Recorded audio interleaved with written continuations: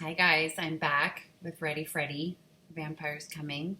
Remember we read 2 chapters and he was staying up all night because he was afraid of bad dreams, right? Okay, so chapter 3, your worst nightmare. The next thing I knew, I felt a sharp pain in my side. It was my sister. She was poking me in the ribs with her elbow. Hey, wake up, ding dong, we're at school. Huh? What? I sat up and rubbed my eyes. What time is it? Time to get off the bus, bozo. And you might want to wipe that drool off your chin. She laughed as she ran off to class. I wiped my chin with my shirt and slowly got off the bus. I had to squint because the sun seemed really bright and I was still half asleep. I dragged myself to room 3. By the time I got there, the bell must have already rung because most of the kids had put away their backpacks and were already sitting on the rug. I put away my stuff and sat down on the rug next to my best friend, Robbie. Mrs. Wishy was taking attendance. Max? Here. Jesse? Here. Robbie? Here. Freddy? Silence. I know Freddy's here. I saw him come in, said Mrs. Wishy. Hey, Robbie whispered. She's calling your name. Oh, here, I said, yawning. Man, you look awful, Robbie said. What's wrong? And here's the picture. Can you see the word Finn anywhere? Do you see it? Look at his eyes. He looks so tired. Okay. I really didn't sleep that good last night, I yawned. Mrs. Wishy finished taking attendance and then started giving directions for our morning work. First, you need to cut out the blah, blah, blah. I just couldn't concentrate. My eyelids were heavy and my brain was all fuzzy. Freddy, Robbie whispered as he poked me. Mrs. Wishy is asking you a question. Huh? Yes, Mrs. Wishy? Freddy, please tell the kids what to do after you cut out all the pieces. I don't know. Well, you need to pay more attention when I'm giving directions. Who can tell Freddy what to do next? Who do you think's going to tell? You know who. I can, said Chloe, waving her hand wildly in the air. Teacher's pet, I mumbled sleepily under my breath.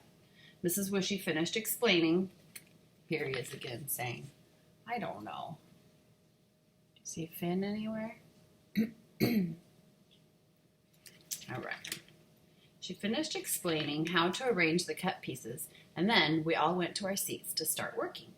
I had to hold my head up with one hand, so the other hand had to do all the work. It's pretty hard to cut one-handed.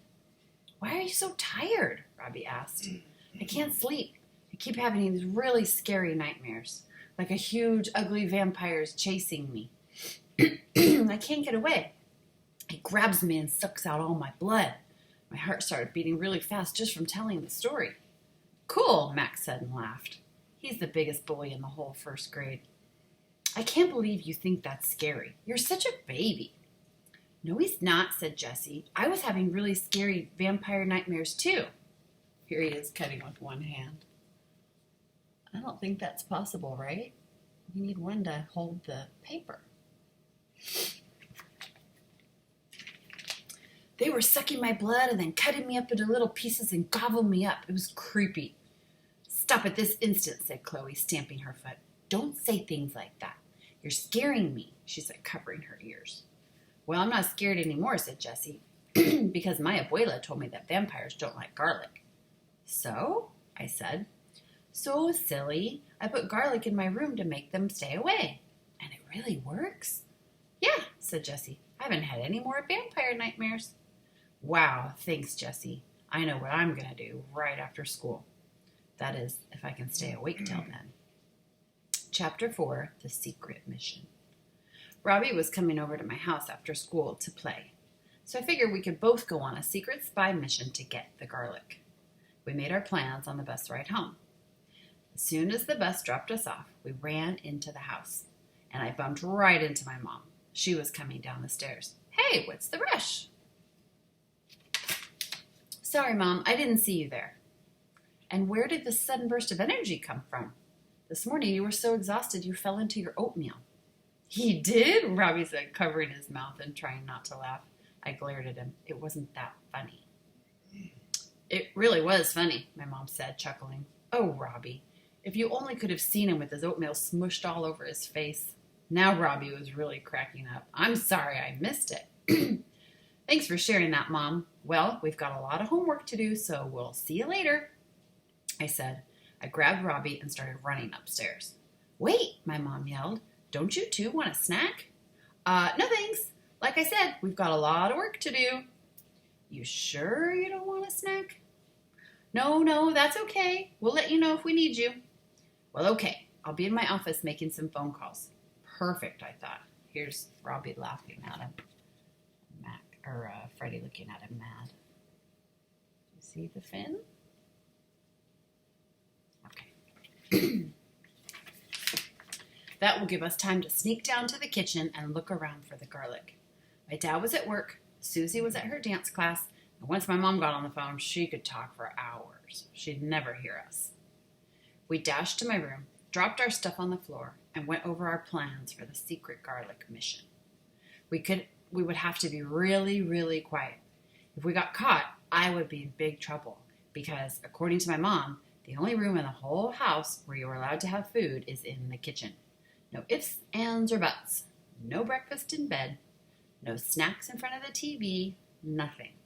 I remember this one time, Susie snuck a piece of cake into her room. There's my dogs. They're loud.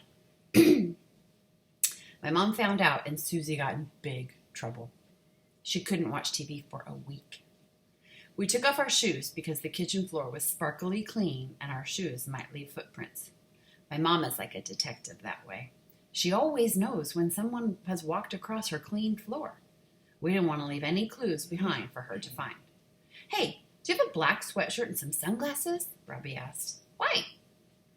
Because the really cool guys in spy movies always wear sunglasses and dress in black. So I thought it would be cool if we did too.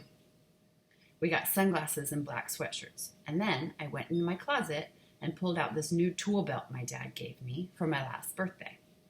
It has real tools, not plastic baby ones.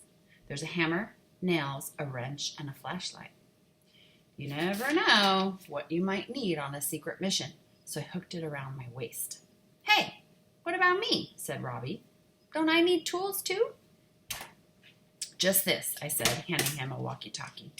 You're going to be my lookout. You'll stand outside the kitchen, and if you see my mom coming, you'll say, Code Red! Code Red! I opened my door just a crack and peeked out. There was no one in sight. Are you ready, Robbie? Don't call me Robbie. Call me Agent X. Okay, are you ready, Agent X? Yes, boss. Here they are ready to go outside. Their glasses and walkie-talkies. Can you see Finn anywhere? Okay. We slipped out the door and closed it behind us, so my mom would think we were still in there working. We could hear her voice down the hall, talking on the phone. Blah, blah, blah. It was now or never. We tiptoed down the stairs and into the kitchen without making a sound.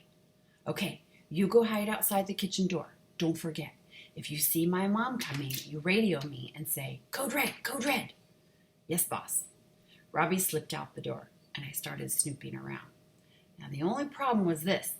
I had no idea what garlic looked like. I knew my mom used it to cook, and I knew what it tasted like, but I had never actually seen it. Do you know what garlic looks like? I started opening and closing all the cupboards, being careful not to let them slam shut, but no luck. I opened the fridge and looked inside. Nothing I didn't recognize. Here he is looking in the refrigerator. He's got the walkie-talkie. Would you know where to find garlic? Any luck yet? Robbie radioed in. Not yet. Is the coast still clear? Yep. No enemy agent in sight.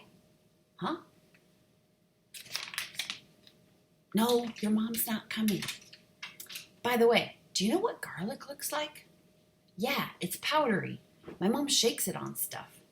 Oh, great. Thanks. Over and out. I decided to check the spice rack. Bingo! There it was, right next to the ginger, garlic powder. There he is. He found it in the spice rack. My light went off for a second.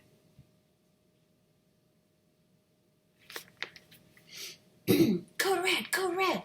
Robbie's voice crackled over the walkie-talkie. I quickly took the jar and shoved it under my sweatshirt, closed the cupboard, and started walking out of the kitchen. Ah! I bumped right into my mother just as Robbie appeared from the corner. What are you boys doing? She asked. My heart was beating 100 miles an hour. Oh, just getting a snack, I said. I thought you said you weren't hungry. All that work made us hungry. What did you have? Just some string cheese. Well, we've got to go finish. See you later, Mom, I called as we ran upstairs and disappeared down the hall. I slammed my bedroom door shut and pulled the garlic out from under my sweatshirt. How is this stuff supposed to scare away vampires? I asked Robbie. They don't like the smell, he said. I opened the lid and took a deep sniff. P.U. No kidding. This stuff stinks, I said, holding my nose. I closed the garlic powder and hid it in my dresser. I couldn't sprinkle it around now because my parents would smell it when they tucked me in tonight. I would have to wait until everyone was asleep.